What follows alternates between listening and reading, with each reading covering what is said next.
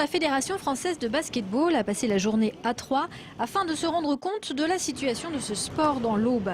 Le département compte 1100 licenciés, dont 40% de joueuses, un nombre que les dirigeants aubois souhaiteraient voir évoluer.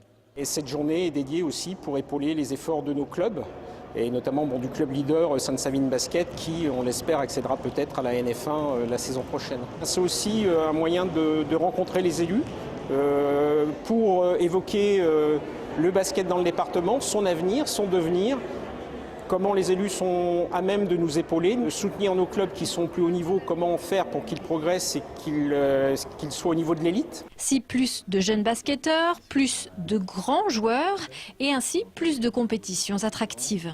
Pour ça, il faut qu'on amène des plateformes sportives du basket ici de façon assez récurrente. Alors soit c'est une vraie opération coup de poing sur un champion d'Europe, soit à un moment donné c'est un événement récurrent dans lequel des équipes de jeunes viennent ici faire des tournois par exemple. Voilà, c'est important.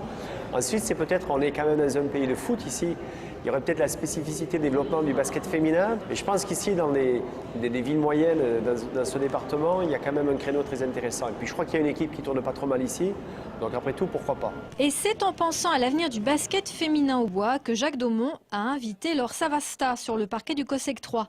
La jeune femme est une ancienne internationale, ancienne pro du basket, une joueuse qui se sent concernée par la motivation des acteurs du basket au bois. On sent vraiment un engouement et on sent que les gens ont envie de bien faire, que ce soit le président du département, que ce soit les conseillers techniques, essayer de faire au mieux pour enseigner, faire passer le message, faire venir du monde, toucher le public.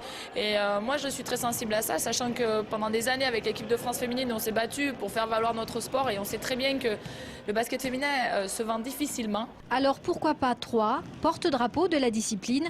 C'est ce qui a été évoqué en tout cas à l'occasion d'un déjeuner de travail. On a avancé sur quelques pistes, sur un événementiel récurrent. Pourquoi pas l'équipe de France féminine dans un proche avenir, faire un tournoi amical. Et puis imaginer peut-être de faire monter une équipe d'un club. Et pourquoi pas du basket féminin à un certain niveau. Voilà. Le rêve de club élite et d'organisation de compétitions d'envergure sur le département peut devenir réalité. Mais pour cela, chaque acteur devra être aidé dans son action par des bénévoles, des parents, un encadrement renforcé qui permettront au terreau fertile de donner quelques plans d'exception.